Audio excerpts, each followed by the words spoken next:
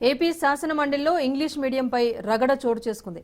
English medium లేకుండా software ఉద్యోగాలు ఎలా వస్తాయని వైసీపీ ఎమ్మెల్సీ మాధవ్ ప్రశ్నించగా హోంమంత్రి అనిత ఘాటుగా కౌంటర్ ఇచ్చారు. వైసీపీ సభ్యులు తెలుగును అవమానిస్తున్నారని మండిపడ్డారు. తెలుగు మీడియంలో చదువుకున్న ఎంతో మంది ఉన్నత స్థానానికి వెళ్లారని, ఆ విషయం వైసీపీ ఎమ్మెల్సీలకు తెలియదా అంటూ మండిపడ్డారామె. వెంటనే వైసీపీ సభ్యులు తమ మాటలను వెనక్కు తీసుకోవాలని డిమాండ్ చేశారు. అసలు సాఫ్ట్వేర్ పితామోహం మేము, సాఫ్ట్వేర్ తీసుకొచ్చింది మేము ఈ రాష్ట్రంలోకి అని చెప్తాను అధ్యక్ష. గత ప్రభుత్వంలో ఇంగ్లీష్ మీడియం తీసుకొస్తే ఈ రోజు సాఫ్ట్వేర్ ఉద్యోగాలు, తెలుగు మీడియం చదువుకున్న వాళ్ళకి సాఫ్ట్వేర్ ఉద్యోగాలు వస్తాయి అధ్యక్ష. ఈ రోజు ప్రపంచంతో పోటీ పడాలి. వాళ్ళు ముఖ్యమంత్రి గారు చెప్తా ఉన్నారు, ఆర్టిఫిషియల్ ఇంటెలిజెన్స్ తెలుగు మీడియంలో ఉందా? గత ప్రభుత్వంలో ఇంగ్లీష్ మీడియం అమలు చేశారు. ప్రపంచంతో పోటీ పడే విధంగా ఆ రోజు విద్యార్థులను తీర్చిదిద్దడానికి ఎల్కేజీ నుంచే ప్రణాళికలు చేశారు. ఈ రోజు మీరు తెలుగు మీడియం అమలు చేస్తారా, ఇంగ్లీష్ మీడియం అమలు చేస్తారా అనేది క్లారిటీ లేదు గవర్నర్ స్పీచ్ లో.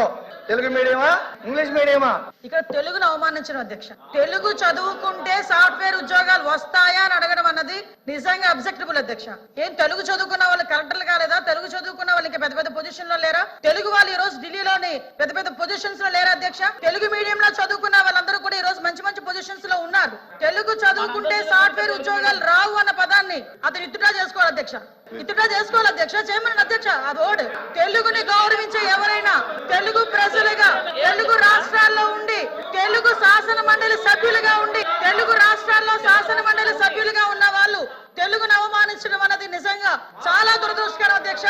దీన్ని మీరు ఎట్టి వేస్తున్నది విత్డ్రా చేసుకోవాలి అధ్యక్ష. కోర్సు విత్డ్రా చేసుకోవాలి, లేకపోతే